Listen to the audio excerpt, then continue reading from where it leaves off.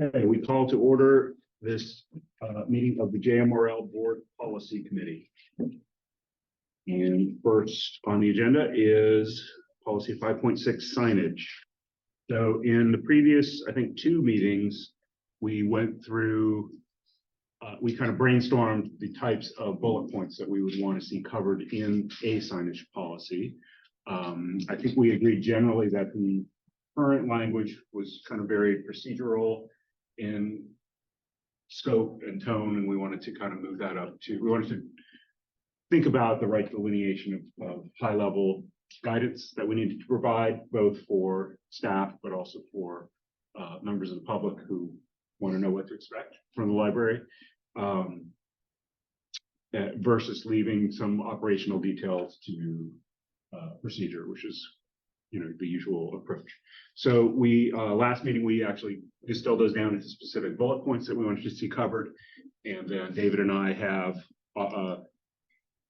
in the meantime, come up with a draft of language that is intended to kind of cover those bullet points. So you did get that a week or so ago to preview, and we can go through it now and wordsmith and see if we cover everything and if there's better ways to say whatever we're trying to say.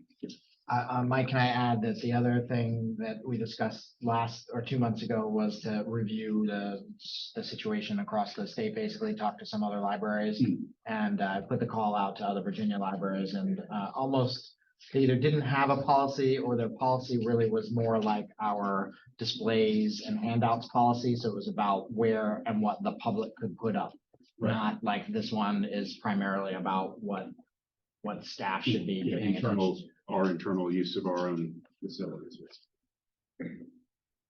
Okay. Yeah, and I think one thing we also covered is that how signs should look and what font and everything was not policy.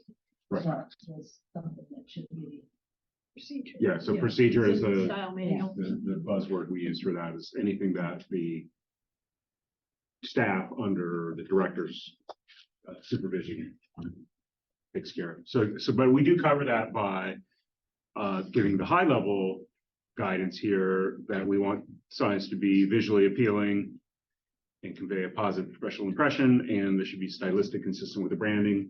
And then within that high level goal, it's up to the staff to, if they have a style guide or their oin manual or templates and so forth, it's all on the operational side. Okay, so just going through this, we've tried to define a little bit about what signs are or what the purpose are. They're used by the library. So that kind of hints, David, toward the public use versus the internal use that you pointed out, sort of the purposes. And we covered, we tried to cover the basis of what was signed. Yeah, we kind of struggled with the word element, like what. I don't like it. Like we're trying to define a sign without saying the word sign. Signs are temporary or permanent visual. It's usually a printed thing that's on the wall is usually But we had digressed and said it isn't something that's put up electronically, also a sign. So we have to realize that we're now in a different generation. Yeah. Usually those have printing also, though. It's not. Yeah. If you had an electronic. It's a message. Yeah. Yeah. I mean, Communication. Visual communication that is used by the library. I like that better than element. Pretty good.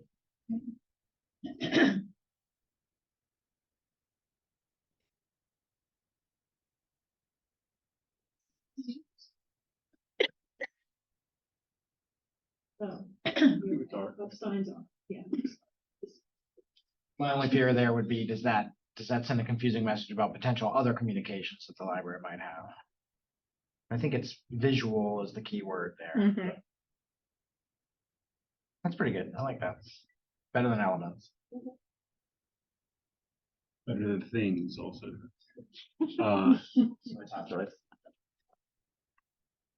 Okay, so high level here, we're defining what what we're talking about, what a sign is, what's the purpose.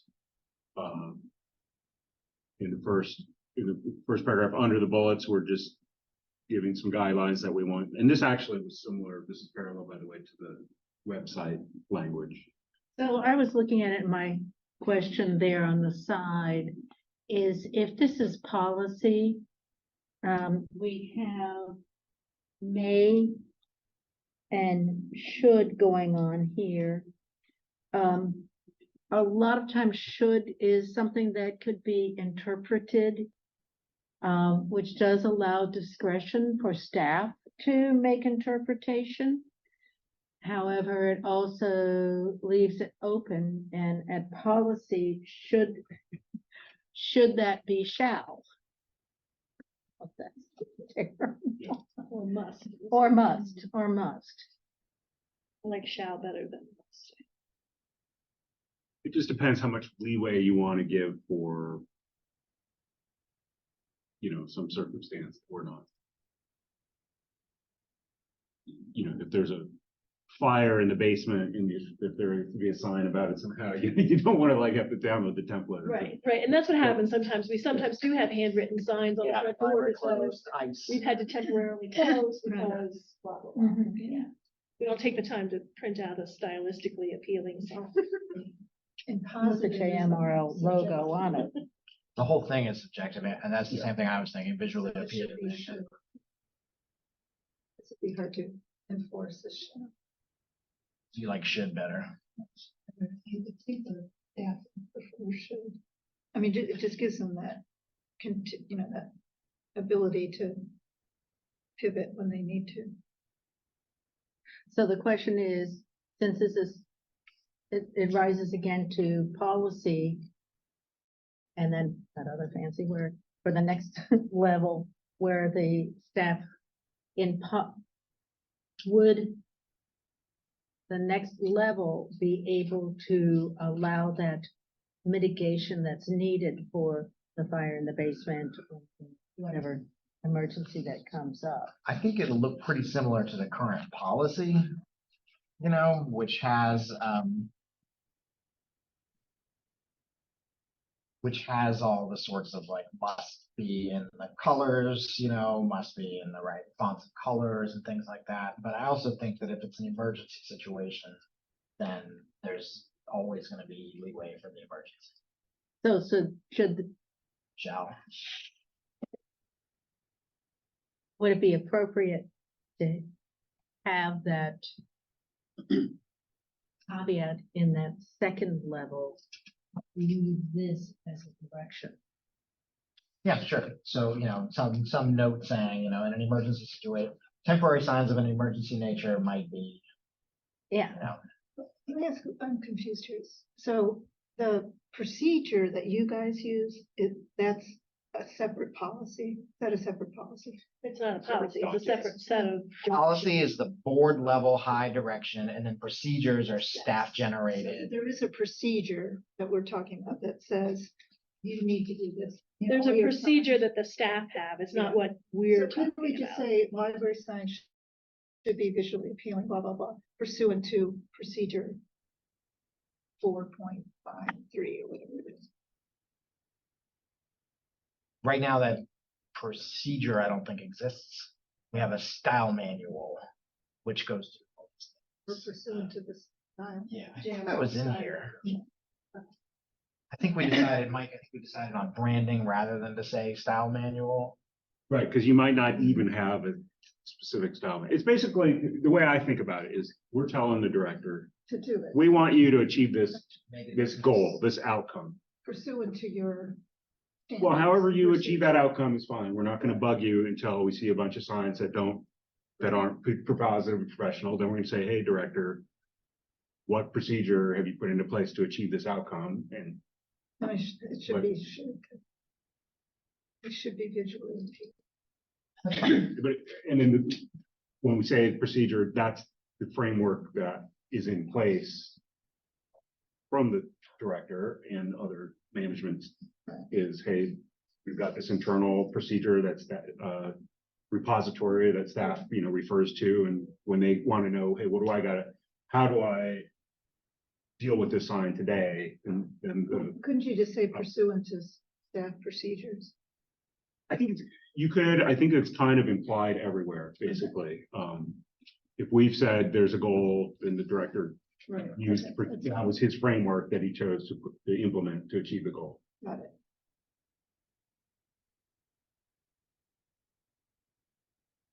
So we're back to should. Is that right? Is that what I'm hearing? Yeah, I mean, that's where I would come from, and again, if for the, at the governance level, if we start to see that this goal is not being achieved, and I'm not saying we're anywhere near that, but that's the hypothetical here, then we would come back and say, hey, Mr. Director, can we talk about this? And yeah, at that, Yeah, usually we're very much on the same page, right? So if there was a, chomping at the bit and the director's trying to find whatever loopholes to avoid, then that's where I would start to say, well, we got to say shall. If it's I think this gives enough leeway for Ginny to say to her staff, like, oh, hey, that sign is not, it's not up to our standards, take it down. And they say, well, why? And she can say, well, it should be this. And then we'll have procedure that says it needs to be laminated. Don't use tape or whatever, all the, the things that we have are. It needs to have the date and somebody's initials on it so we know who made it, things like that. Camille, does that make sense? Yeah, that's a good point also. Sometimes these policies are also just tools to tell staff or to tell the public, here's why we're making this decision in this case. It's because the policy says. I mean, to Ann's point, though, I wonder, separate conversation maybe, but under outline library policies there, do we need to add procedures? Because some of them might be procedural things. Yeah, do policies and procedures. That'd be good. So when we referred to the 4.51, I had a question on the side as well. Again, to support staff. I don't know whether or not policy 4.51, if you'll go over there on the side, oops. I was just gonna bring up that policy, so we can look Okay. at it then. This was coming from some law thing, because I got into looking at what signs and stuff are. That does not promote businesses, office, industry, product, or issue. The I other don't- policy gets pretty in-depth about what can be publicly posted. What number was it? 4.51. Just phrase.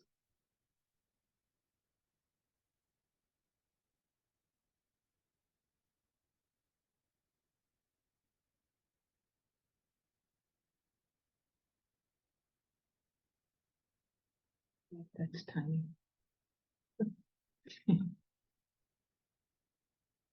It's just whether or not it's covered. So this is about like what the public can put up. The library post center makes available to library users, community pamphlets, flyers, calendars, or other information from civic, cultural, educational, religious, or nonprofit community groups and organizations for public awareness. Library posts and distributes these at its discretion. And then it has a kind of list of priorities saying, A, the library doesn't endorse this. And then B, JMRL things get top spot on the bulletin board, then down the road here. And that if people want to reconsider anything posted there, they can use our reconsideration policy. So it doesn't have a Well, it thing does on have there, political posters, informational, yeah. but not supporting a specific yeah. candidate. But to your point, I think this is G here, commercial publications containing information of general interest to library users. So we do allow for that. Like if somebody was having a yard sale, some sort of commercial venture, it would be the lowest priority thing on the bulletin board. If there wasn't room, it would be the first to be removed if space was needed, but we would allow somebody to put up, universities looking for research subjects or something. I'm just curious, in our policy, you talk about the Virginia Festival, the book, that's not one of the listed priorities. I mean, in our, whatever you call it, whatever the policy. But These it's are a both procedure, policies, so right? it's not listed. This is a separate one. So- You're talking about signs. though. Yeah, the signs is saying we will put signs up on the wall. This is very specifically on the like public information bulletin board. So, yeah, we could add that down the road when we're looking at that policy. I mean, it's just not consistent. They're not consistent. I think that this one, the signage one, is because we host programs for them. So we will want to occasionally put signs on the wall saying Festival of the Book program today with Anne And Hemingway. this And is just general. this is the community bulletin board. Right, well, it falls under F. No, it doesn't. This is No, I think it would political. be, neighborhood, civic, cultural Yeah. publications. So good question, Martha. Yeah, I think it's covered under. You this feel okay with policy. that? Yeah. 4.51. But, it's good to refer to it that way. And you're right that they're kind of prioritized differently in those two different places. But I don't see a real problem with that. If the Festival of the Book wants to put a poster up, which they will, I'm sure, every year, then library staff would make room for it it would be of high community interest, especially for the users of the library. And I don't think I said at the outset, thank you both for working on this draft. It looks really, really good. I appreciate the time and energy. Oh my. Oh, Lord, mine. Well, So I think let's look at these bullet points. Are we in agreement over these? These sound good as like, here's why we would have signs. Is there something we're just not thinking about? It's gonna come bite us in the back down the road. You do have general employment, like the state requires you to put up the employment sign. Yeah, we have some, right, like internally, we don't put them out for the public, but like in our like workrooms and things, we have some. They're not, that's not in the public view. That's the only thing I was wondering about. 'Cause, That's a I great mean, they're all question. over my office and I think, I don't see, somebody might wonder, this doesn't fall in necessarily. I don't think that this in general covers much at all about non-public spaces. And it shouldn't, We need I just wanted to make sure those were all in non-public spaces. all Yeah, those wouldn't be, the all like, the the like, CPR signs yeah, and all or that. the employee rights, Yeah. those sorts of things. They've gotten bigger. Those have gotten big poster size now. Okay, that's fine. But there could be a catch-all in the bullets about, otherwise as required by law Mandated or. or jurisdictional partners or something. Yeah, that would be, That's good. That's Yeah. probably what I'm getting. Because you don't know down the road, there It'd be may the be last- To me, it'd be the last. a CPR sign you have to put up because you're a public space.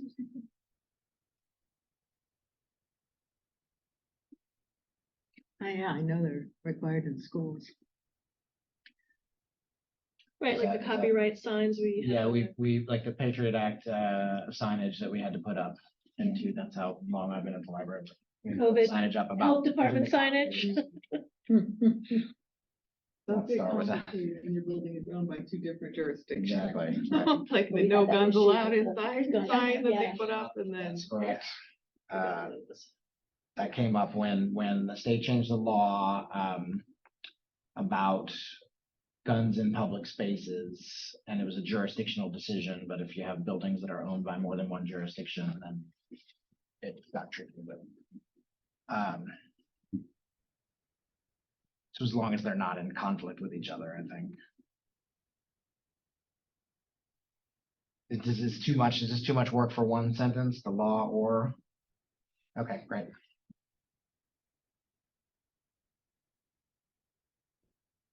It's not a parallel verb, but I can live with that, I think.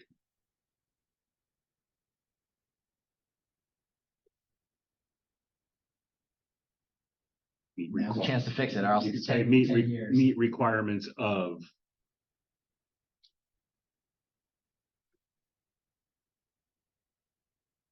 Take out the next two words, yeah. let's do it.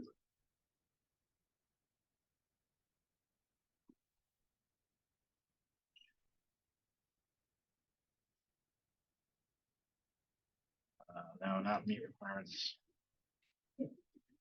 Well, laws on, Used by the library to meet requirements.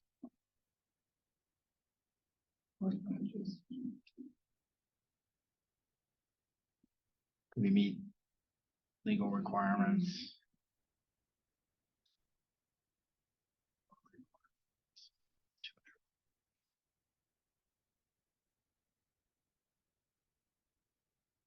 It's making it worse.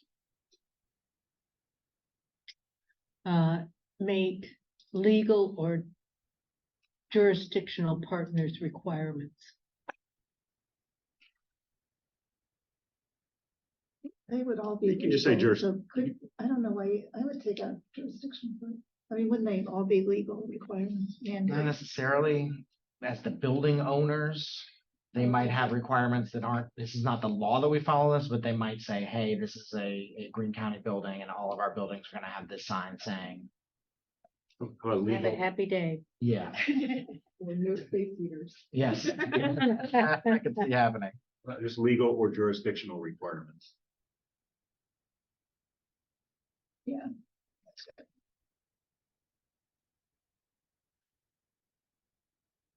Kind of wanted to bury this in the middle because I like having the enhance the library. Okay, do that.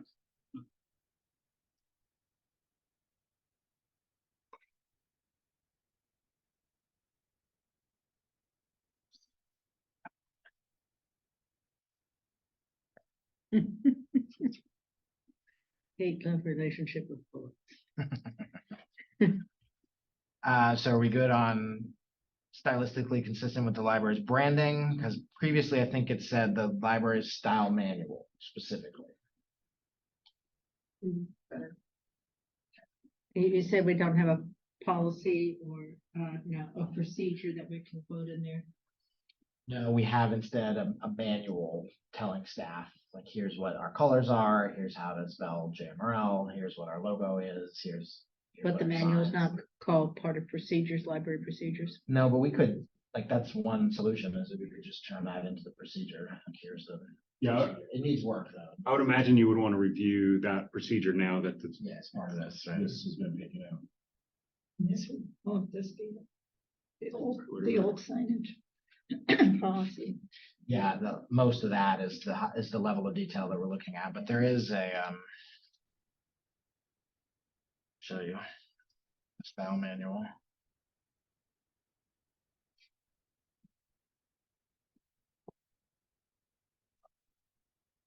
I think it's under Like what is a brand? Why do we need it? Here's how to refer to JMRL branches.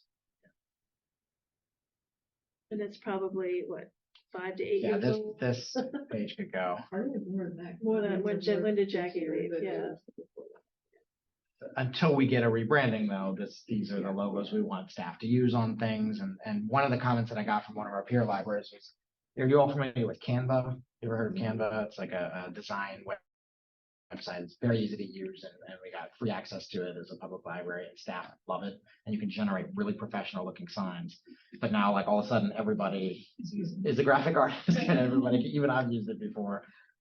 So sometimes these things can get away from us unless we remind them like, hey, you have to use this logo or the size of it needs to be this. Does Canvas use templates though? Yeah, you can set templates in it.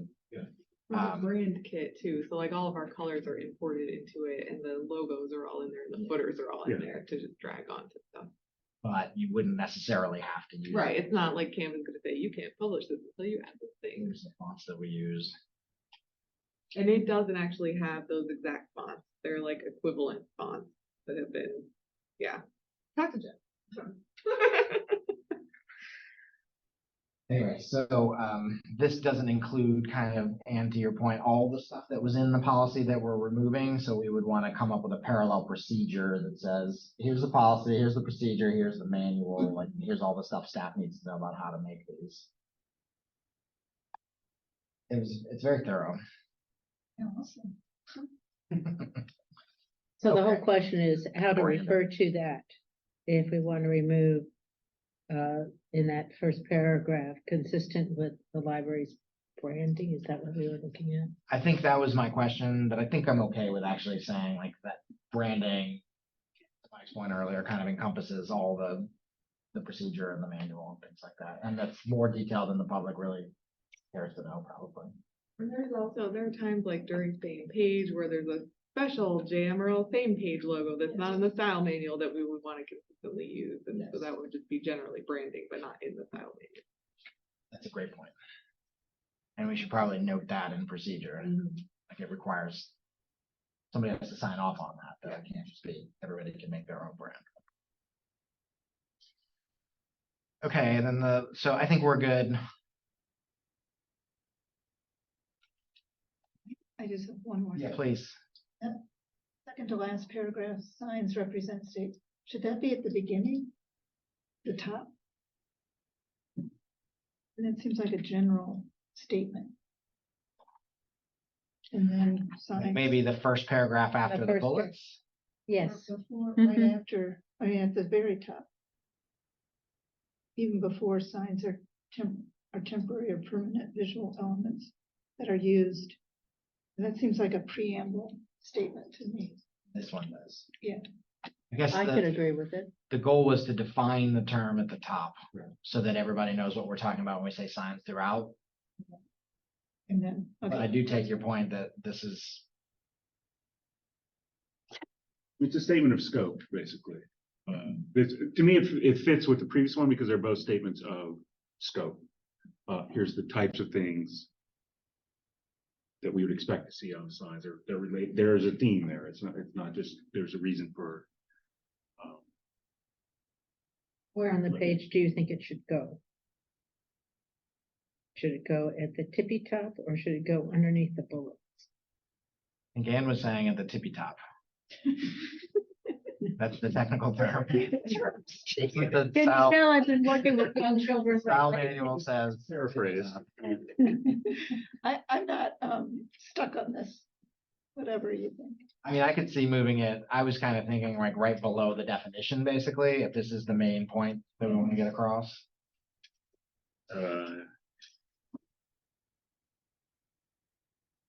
Mike, does that interrupt your flow there if this goes up to right under the bullet? This doesn't offend me. No.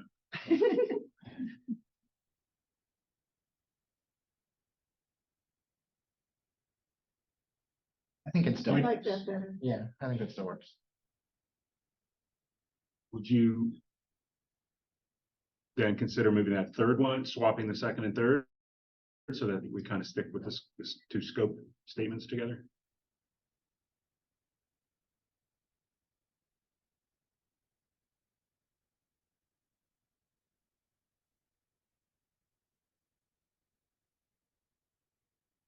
Fine with me.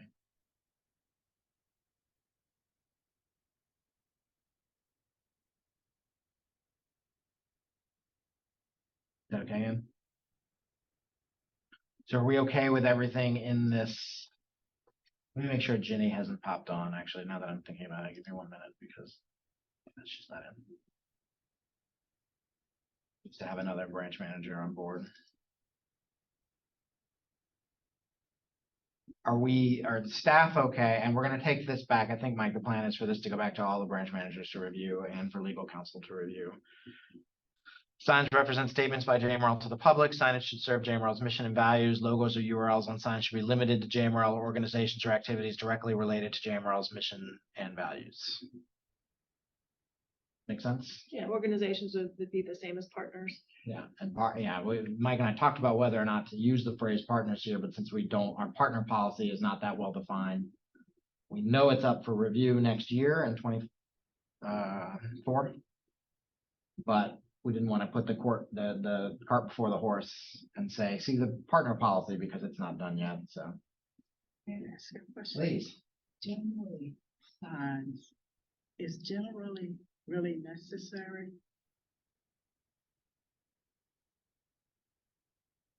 What it does functionally is it allows for some exceptions if there needed to be.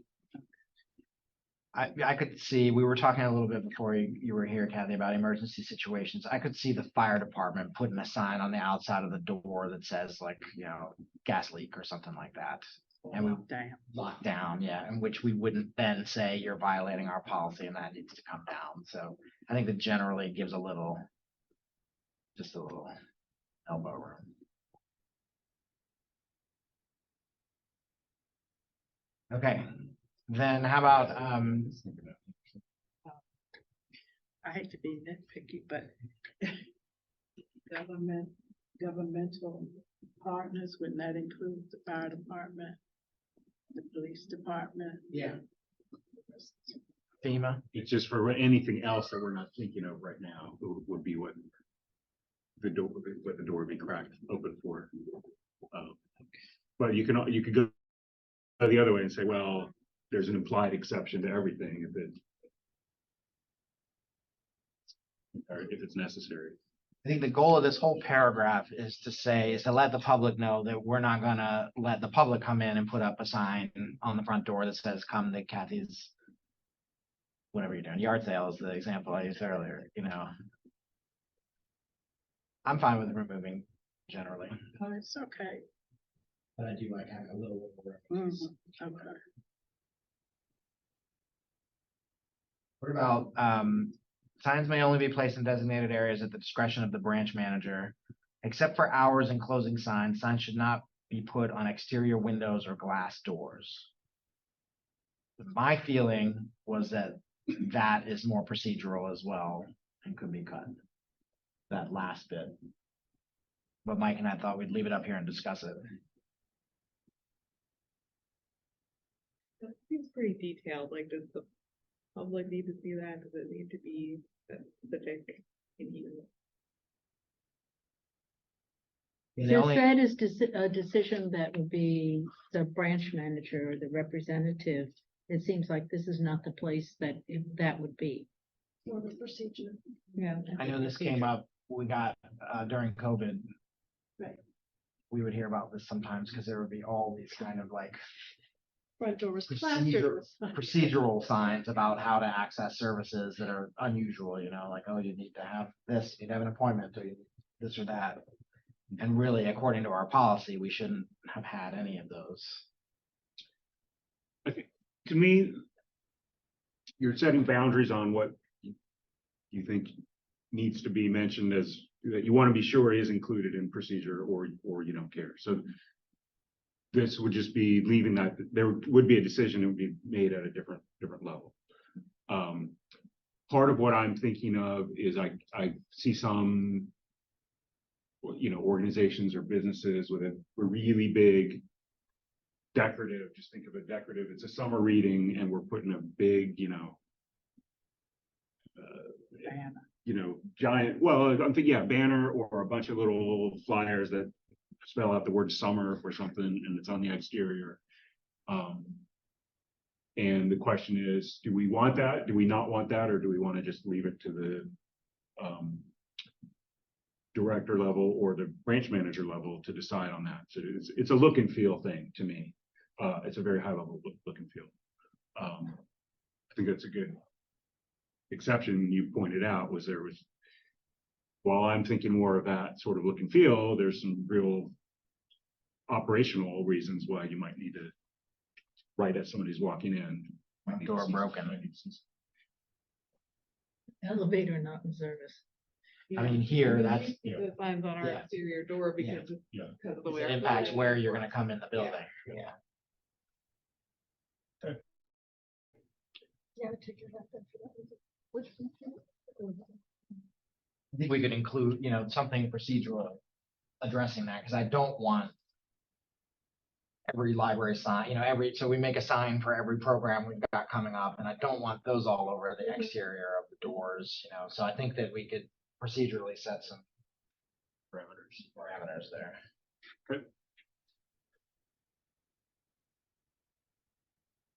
I don't mean to be disorganized about this, but the only thing I still don't understand is what, in that first paragraph, the signs represent statements by the organization. What is the organization? The organization? Should it be common JMRL, comma, organizations or activities. I think this would be along the lines of the Friends of the Library or the Festival of the Book, like those types of, Organizations directly related.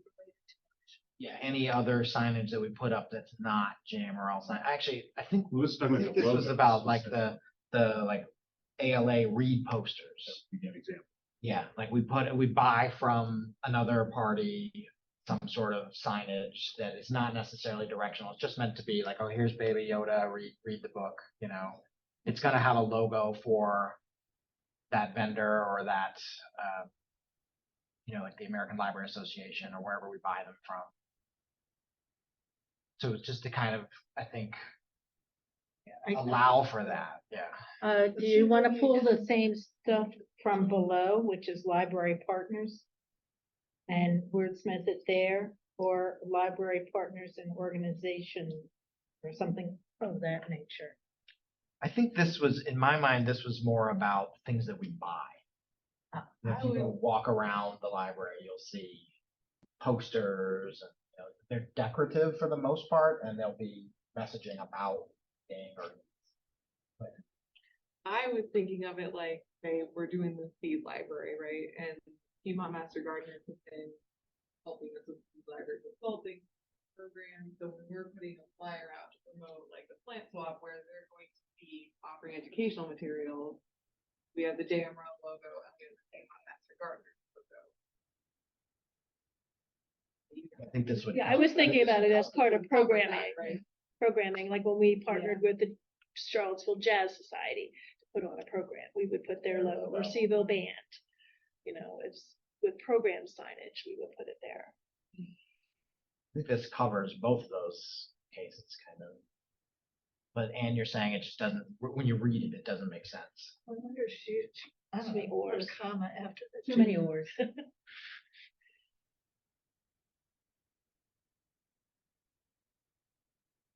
Take out or, organization. First or. Leave the or in the organization.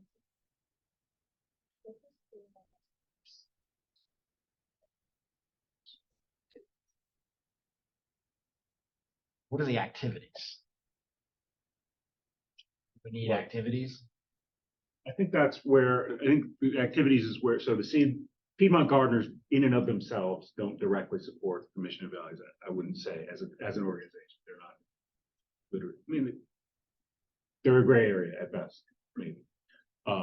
But Camille has given an example of, we've had a program where we are partnering with them in some fashion that is related to sharing information about, you know, things that are useful. So that to me is the activity.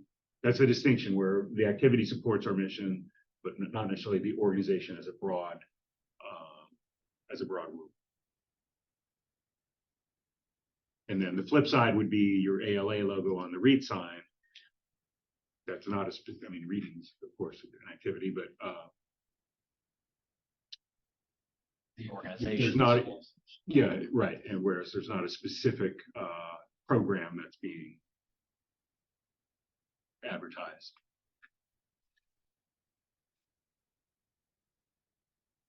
The Anne's point, though, it doesn't. The sentence is built so that we can justify a bunch of things later, but if you're just reading it, it's not gonna. I could point to it later and say, here's why we have Yoda and here's why we have the Master Gardeners, but. I mean, I guess one way to think about it is what types of things are we wanting to exclude here? And to me, it's sort of a blanket perception that the library endorses something that doesn't really, it's not related specifically to something we're, we're mission or values or something or an activity that we're specifically doing. So that, to me, that's kind of the goal here, is to limit situations where there could be a perception of some kind of endorsement.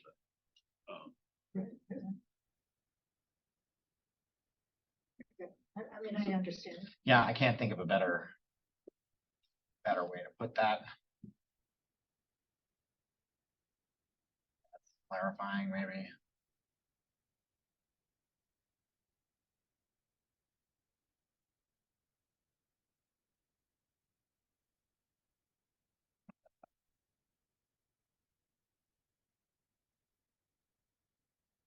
And let's just leave it at that.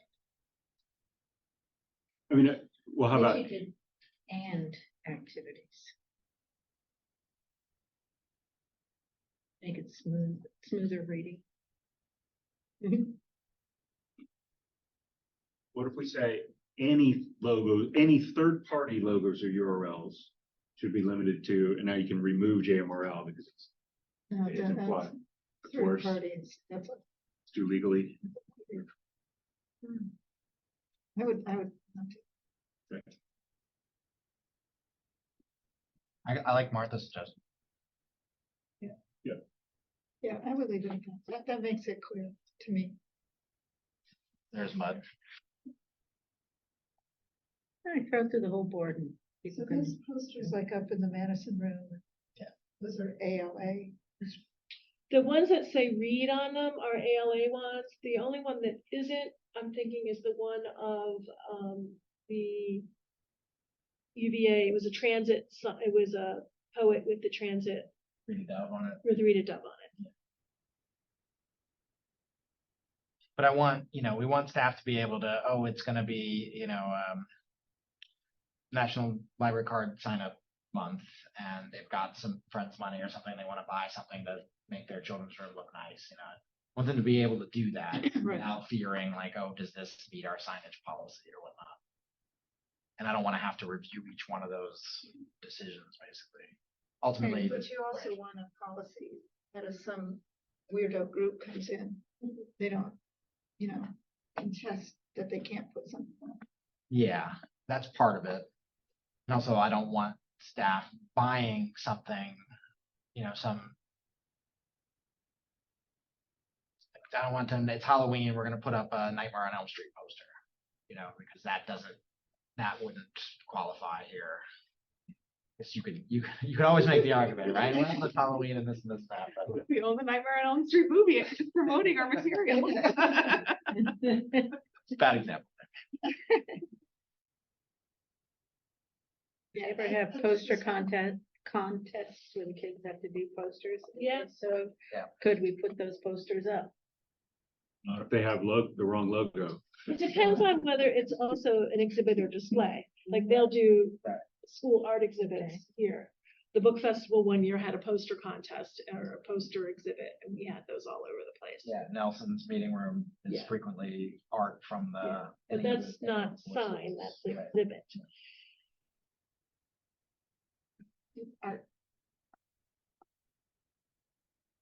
Okay, any, I think we made it to the bottom.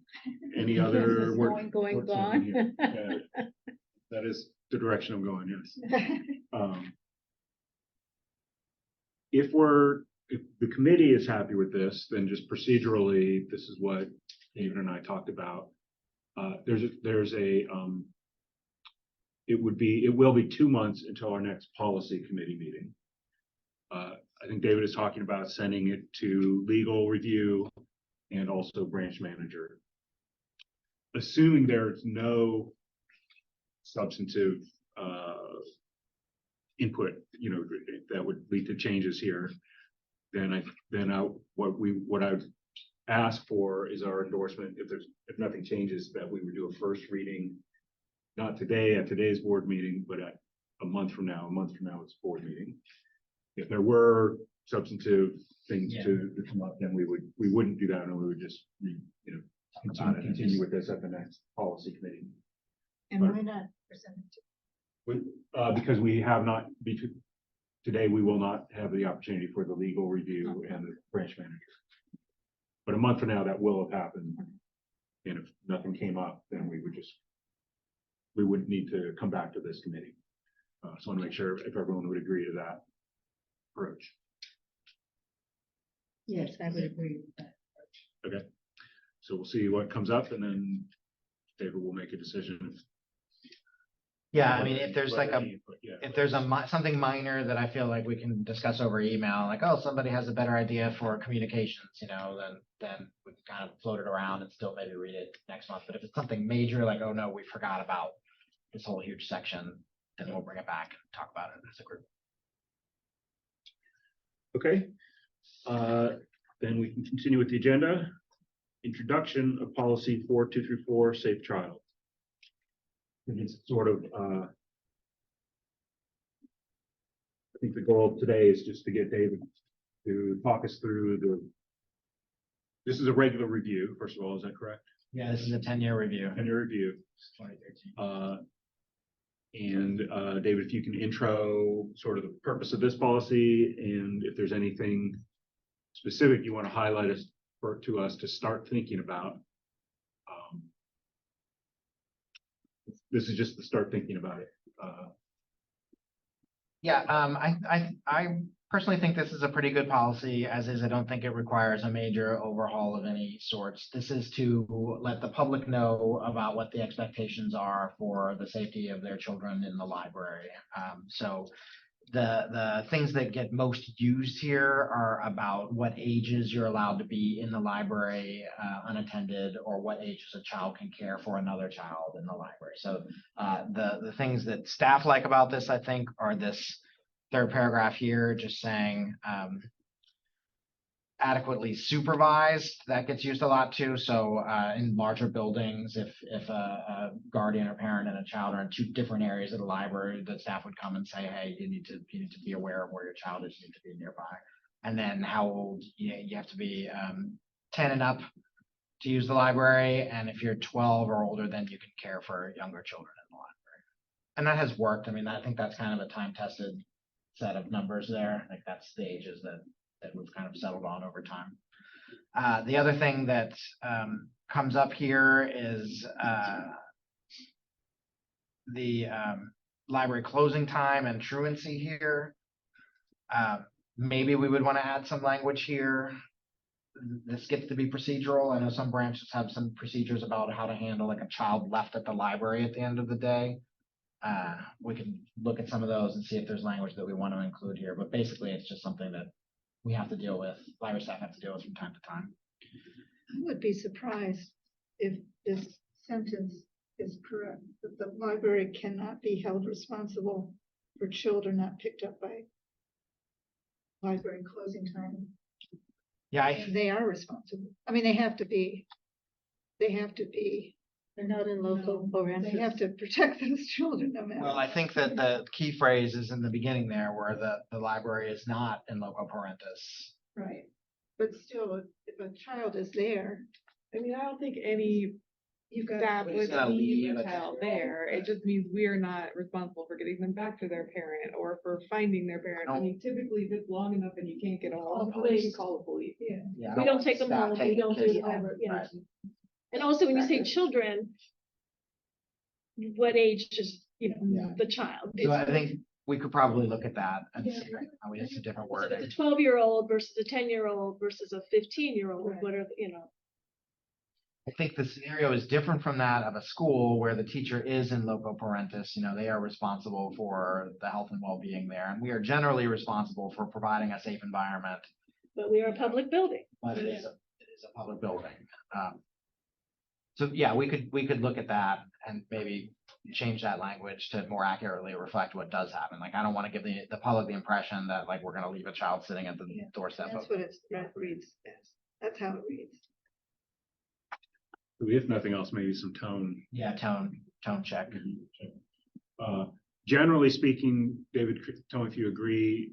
It's my impression this is one. So we have various policies that staff maybe more or less likely to kind of present to a end user and say, hey, this is what we do and why. And it seems to me this is one of them that is kind of more public facing in terms of just day-to-day use. I think it does get handed out for scenarios in which, especially when there's like a child left unattended or something like that.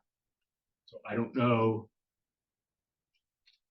This level, the tone and scope here is good for that, or if a simplified version would work better, or maybe this is an underlying handout and you could make a simple, a bullet point version of that to hand someone. That's some context for me in terms of how I think about what's the best product here.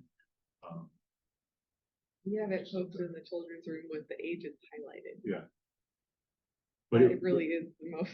but would it help you to have a bullet point version of that and say, hey, refer, for full details, refer to 4234. Maybe, and maybe one that has a friendlier tone, Right. right? The handout can have a friendlier tone, this could be more. And potentially some of this is procedure too, like this whole paragraph. Yeah. Talks about what staff should and shouldn't do. You know, I don't know if that's necessarily helpful for the public. I don't think so. Yeah. I would not have that. I want this codified somewhere for staff. Yeah. There are things in here, whether this is in the employee handbook or in the, That's too much information. but like this is stuff that library staff need to know. Like, don't be alone in a room with a child. Make sure there's windows on the doors. Don't give kids rides home. You know, it's more for the staff who want to do the right thing and all are passionate about caring for their public. You know, this helps to keep them out of trouble, basically. I don't know, as a parent, like if A repeat I situation. mean, those are with the same child, at doctor's office. That's why that last sentence got added. That library staff should never make physical contact. It got added. This was revised in 2019 there. That got added. Go ahead, Camille, what were you gonna say? I was just gonna say, like, as a parent, I actually do care to know that if I'm dropping my child off at a library program, that there is a policy that like my child should not be alone with a library staff member. I don't know. To me, maybe just because I've worked in child-related settings for a long time, like if I was gonna take my kid to like the music research, I would be asking them this question. So I don't know if it is too much detail. Maybe it should I was be. thinking along those lines during that conversation. Is it, again, it's something, this is something that what is it here that we want the public to be able to know? Because when we say procedure, it's great, but it's not something we publish for the public to look at. You know, they would have to specifically ask to look at our records. You know, it'd be a record request at that point. So, So if we put this into some bullet points, Tone, I think we need to. then we would be able to put a bullet point which would cover that, which wouldn't have to be spelled out as procedure. Yeah, we can do that. But Kathy, to your point about that last sentence there, we specifically got asked that question by members of the public. Where's your policy that says staff aren't to make contact with somebody? And we didn't have anything at that point. So We don't want that situation. no, but you want it codified somewhere. So I think maybe we could come up with kinder, friendlier, some bullet points with some of the core things that the parents would want to know, and then other information still in there, and then take it from there. Staff are going to want to know, they're going to, because to your point, Mike, they do hand this out a lot. They're going to want to know what, if any, changes. Parents do ask for this. Parents ask for this. We give it to them. I don't know if they're asking for it. I mean, necessarily. Parent, like just yesterday, there were two very small children, and we looked around and realized that after the whole crowd had gone downstairs for story time, their parent wasn't right there. So we looked around, found the parent, took the kids to the parent without touching them. And then, I explained to the parent policy. I didn't hand it to her because she was very young. But sometimes people are not. Yeah. So then, And it frequently happens at Central that the kids are in the kids' room because it's a much bigger building. And there might be a teenager who's over in the young adult area that was supposed to be watching these kids because they're over 12, or maybe the parent's downstairs on a computer. Yeah. And we have to find out, where is your adult? Because you can't, I mean, especially downtown right now, it's a public library, and patrons want to believe that it's okay to just leave your kid in the children's room, but you gotta be watching. Yeah. Bathroom, things like that. So yeah, or like a lot of times somebody has a baby, they have a toddler, they want to take the baby in the bathroom with them and leave the toddler out here and ask us to watch the child. Yeah. That happens all the time, and then it's very helpful to have that physically there to point to and say, sorry. okay, I think that's a great intro. And let's think about between now and 2 months from now, what's the right level of communication? What's the right way to have all these guidelines in place and communicate them effectively to the public and have those available for staff? Would it be simpler for staff to have it more in a bullet format? Do you think the people that you've been handing it to would find that simpler for them. I like the idea of a bullet point format with a friendlier tone, but the same content to hand. Well, if you said you're already highlighting it, so. Yeah.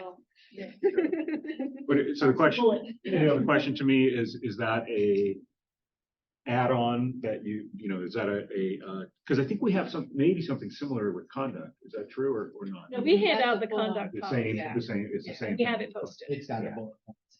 So in the policy itself, it's got the. Yeah. Yeah, the question to me is, do you have a sort of a detailed and legalistic thing to cover the bases at that level, and then you have a separate, like we do with the employee handbook in a sense, it's a what you need to know, and if you really want to read all the details, go here. Or do you try and reformat the policy itself into that format? So I'll Or be, make a poster, beware parents. Right. What is Yeah, the exactly. content one? Oh, just saying, you can't smoke in the library, you can't swear in Shirts the and library. That's you that's can't for everybody. Yeah, disrupt shoes. It's not, a- Wear your shoes, I came up this morning, gotta wear not a shoes. kid. It's not a kid's policy. yeah. Everybody. But the analogy in my mind is there's stuff that the staff needs to communicate to the public about, hey, this is what we need you to. Expected behavior. Yes. And so, and that comes from a policy, but I was trying to recall, so when we reviewed that policy, we put some thought into making it a little more user-friendly for this exact same purpose. So I think it's an analogy. Yeah, I can see something similar to that ending up here. All right, well, everyone's homework is to think about that in the next 2 months. So do you just make copies of all of those policies? So you have. We have them posted, Yeah. like we have The restrooms. stand-up things, and we have it posted in the restrooms. Restrooms sometimes are concerns. We can hand it to, we have handed it to people, as part of, warning, and they've taken it. and thrown it back. In front of you, Yeah. set it on fire. So they're in the meeting rooms as well. Yeah. Yeah. Or like, there's certain things we have printed out all the time because we want to have them available Yeah. right away when we're gonna need them, like the reconsideration policy and procedure, they're like in the legal folder right there at the desk. Yeah, that's what I was wondering. That makes sense. I would definitely do. They're also all very easy to get to on the intranet. Staff can see the policies and procedures right next to each other, so. They're easy for staff to get to. For staff to get I'm to. just clarifying. Yeah, right, if we Future wanted to meetings print one internal. out in the moment, yeah. Okay, if there's nothing else, we can go ahead and adjourn. Thank you all. Thanks, everyone.